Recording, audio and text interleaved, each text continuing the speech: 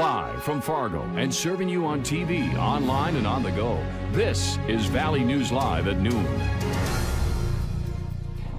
We start with a breaking news alert on this Tuesday afternoon. One man is now facing upgraded charges after someone died in a bar brawl in Horace over the weekend. They just concluded a press conference where they announced those new charges. And Valley News Team's Joshua Piguero was there, and he is expected to join us live this afternoon. If we have him live, do we have him live? Yes, he's coming up live, and he'll join us with more on what just happened. Hi there, Joshua. How's it going, Jordan? As you mentioned, we just finished a media conference with the sheriff and the state's attorney. And as you said, they chose to charge Mr. Pendleton with manslaughter. At the time, he was charged with assault. And I asked the state's attorney why he was charged with manslaughter as opposed to murder. And it was a decision they made. For those who aren't aware, on Saturday night, early Sunday morning, the sheriff's office was called out to Big Irv's Bar in Horace, where they found reportedly Marlon Klatt dead, 31-year-old from Horace. Right now, they have, according to the sheriff's office, there is surveillance video. There were two other people who were assaulted by Mr. Pendleton as well, but the sheriff made a point of saying that there are multiple witnesses. The assault happened outside the bar. There's an area outside the bar. And the sheriff said that the last time they were called out to Big Irv's was about 3 weeks ago for another incident. But he said that they normally don't get any type of assaults of that nature out there at that bar. But again, we'll provide you with more information. It's going to be at 5:30, and 6 o'clock. So reporting live in Fargo, Josh Piguero, Valley News Live. And we also have a more complete set of what happened at that assault that turned deadly on the VNL News app. You can find that story right there. Fargo police want to alert the community about a sex offender who's now homeless in the metro. Officials say 34-year-old Daniel Grinder is currently registered as homeless in Fargo. He has been assessed as a high-risk offender by the North Dakota Risk Assessment Committee. He was convicted on June 25, 2007 in Cass County District Court on 3 counts of gross sexual imposition. His victims were female acquaintances under the age of 15. He is a lifetime registrant. Taking that live look outside on this Tuesday afternoon, that's our sky cam there at the Dakota Magic Casino. The flag's kind of blowing in the wind, and if you step outside, it's kind of muggy out there. Doesn't really feel all that great. And that's going to cook up some nasty stuff for what we can expect in our forecast today. Let's head on over to First Alert Storm Team meteorologist Nathan Hopper. Yeah, Jordan, you're exactly right. It is muggy out there, and those flags were flapping, bringing that south wind in, and that is what we're going to see feeding these storms that we're already tracking in central North Dakota at this time. Taking a closer look in, of course, we'll see most of that is just west of Devil's Lake, seeing the Rugby area, Maddock as well. Seeing that's heavy rainfall, some lightning with that as well. Heading toward the Rugby area, Rolla, probably going to see these storms moving in, perhaps even into the Candoon, Rock Lake areas. These are moving northward, and this is not the main concern that we're watching for that severe weather. The main concern, if I'll actually go back and show you that the main concern is still out here near Minot. So this is still the one that's going to be moving more easterly, and that will be what will bring the chance of severe weather later on tonight. Looking, of course, at those temperatures, seeing just that heat and that humidity. We're seeing 80s. 70s and 80s, 84 in Fargo, 84 Grand Forks this hour, 81 already in Thief River Falls, seeing those 70s in Lakes Country, 78 right now in Jamestown. Of course, we'll break down the timing and what the threats are with that severe weather coming up here in just a couple minutes. Jordan? All right. Thank you very much, Nathan.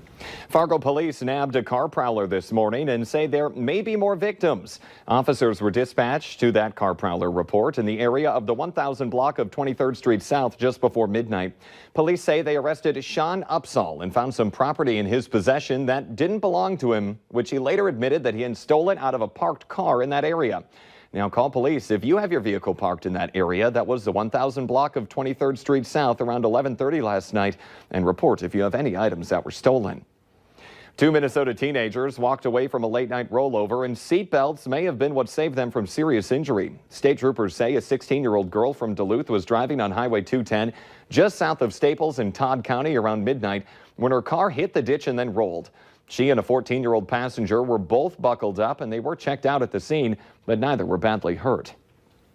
The state of North Dakota is reporting 38 more COVID-19 cases, bringing the active cases to 302. 13 of the new cases are in Cass County. 25 people are currently in the hospital with the virus. The death toll remains at 79. 3,195 people are listed as recovered. The state of Minnesota is reporting 444 new COVID-19 cases, along with 6 more deaths in the state. Officials say this brings the death toll to 1,441. Of those deaths, 1,131 happened in a nursing home or long-term care facility. 270 people are in the hospital with the virus. 136 of them are in the ICU. 31,601 Minnesotans are listed as recovered.